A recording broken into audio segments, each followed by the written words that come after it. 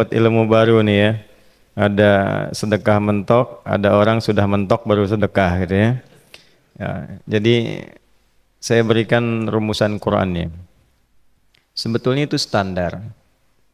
Yang paling standar di dalam ujian Allah kepada manusia supaya ada nilai rasa dalam diri kita bahwa kita itu punya Allah. Itu poin tertingginya. Nah, biasanya pada titik-titik tertentu oleh Allah itu dihilangkan semua potensi-potensi dari makhluk sehingga kita bisa merasakan kenikmatan langsung untuk berinteraksi dan mendapatkan anugerah dari Allah. Itu titik tertingginya. Sambil contoh begini. Nabi Zakaria itu yang paling viral di Al-Quran, salah satunya divonis oleh manusia tidak akan mungkin punya keturunan. Secara klinis mustahil karena istrinya divonis monofus dan mandul. Secara medis semua sudah angkat tangan. Tapi apa yang dilakukan? Nanti ini akan melahirkan rumus di Quran surah kelima Al-Maidah ayat 35. Nanti jadi rumus standar dari apa yang dialami oleh beliau ini. Di titik itu beliau menangkap isyarat bahwa ketika manusia sudah mengatakan tidak mungkin, itu tanda awal dari Allah supaya kita langsung memohon kepadanya karena Allah ingin memberi tanpa perantara siapapun. Maka dilakukanlah kemudian sholat. Sholat itu dalam bahasa Arab, terjemahan kitanya artinya sesuatu yang tersambung, terkoneksi. Karena itu saat kita sedang sholat, kita sedang menyambungkan diri kepada Allah. Anta'budallaha ka'annaka tarah. Kata Mas Ihsan tadi. Kita menyembah Allah dan kita merasa diawasi, dinilai oleh Allah. Maka dalam sholat itu beliau meminta. Ya, permintaannya viral. Qala rabbi habli min ladunka dzurriyyatan thayyibah innaka sami'ud du'a. Bahasa bebasnya begini, ya Allah, semua memvonis aku tidak akan mungkin punya keturunan.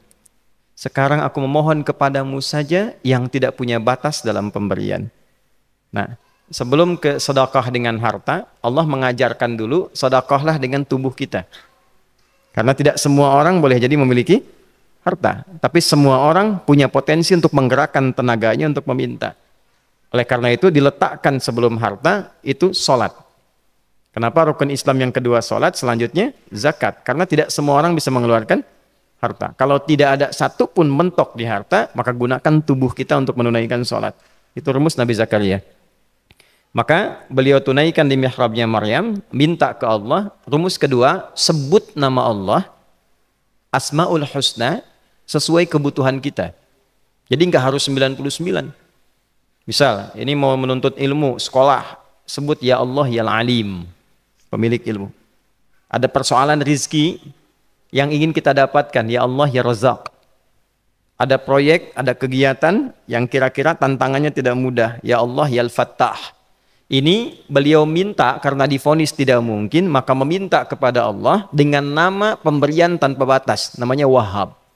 Disingkatnya Hab.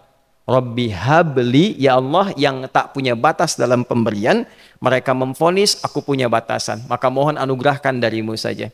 Jika padamu belum sempat juga terkabul, maka mohon tunjukkan kepadaku dengan cara apa lagi aku mesti meminta. Maka dalam situasi mentok itulah kemudian turun langsung jawaban. Fanadathul malaikatu wa huwa qa'imun yusalli fil mihrab annallaha yubashshiruka bi Yahya. Tolong garis bawah ini.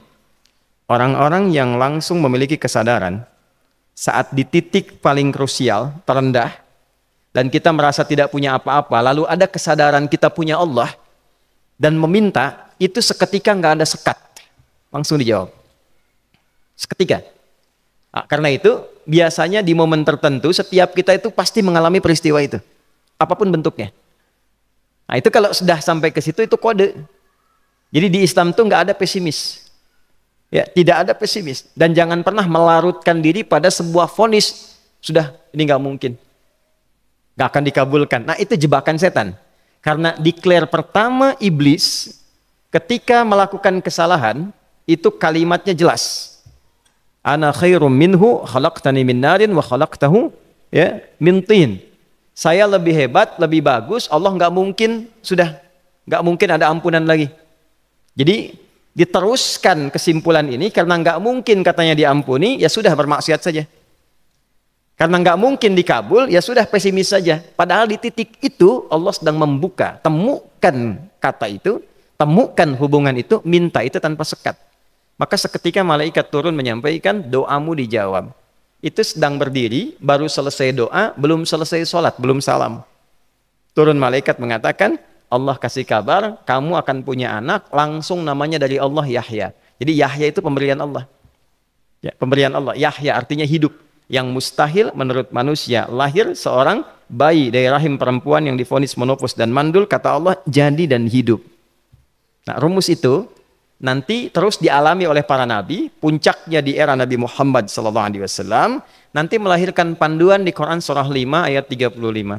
Ya ayyuhalladzina amanu ittaqullaha wabtaghu ilaihil wasilah. Perhatikan kalimatnya dengan detail ya.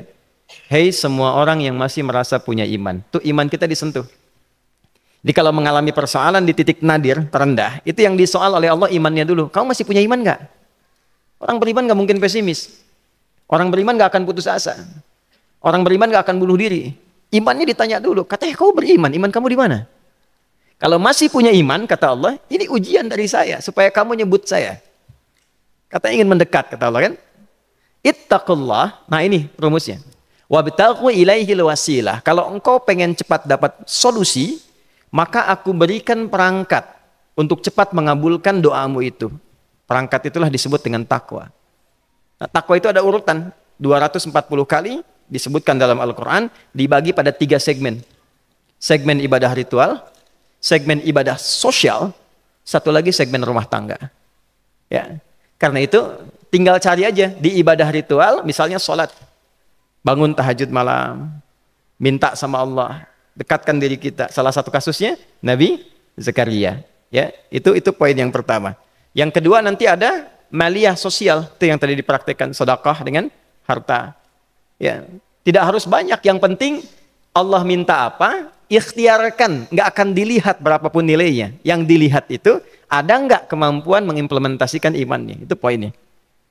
Titik itu. Ya, yang ketiga nanti di keluarga. Urutan pertama orang tua. Kata Ibnu Abbas radhiyallahu taala anhuma, tidak ada satupun aku melihat amalan tertinggi yang menarik perhatian Allah untuk memberikan ampunan pada orang taubat atau mengabulkan doa dengan cepat kecuali berbakti pada orang tua. Dan kisahnya viral sekali di Al-Bukhari, 3 orang terjebak dalam gua, kemudian tertutup batu besar karena berteduh hujan, tapi tertutup batu besar. Lalu ketiganya mendorong, tidak pernah bisa mengeluarkan tenaga yang mampu mengeluarkan mereka dari batu itu. Gak bisa gerak. Satu di antara 3 orang ini mengusulkan, sudah, ini tanda dari Allah. Jangan gunakan kekuatan kita lagi, kita diminta menggunakan kekuatan yang Allah berikan. Coba kita cari amalan rumus takwa tadi. Satu di antara 3 itu mengatakan, ya Allah, saya punya seorang ibu. Setiap kali saya berangkat kerja, saya akan selalu siapkan hidangan untuk ibu, khusus untuk susu sebelum tidur, itu saya yang minumkan langsung kepada beliau.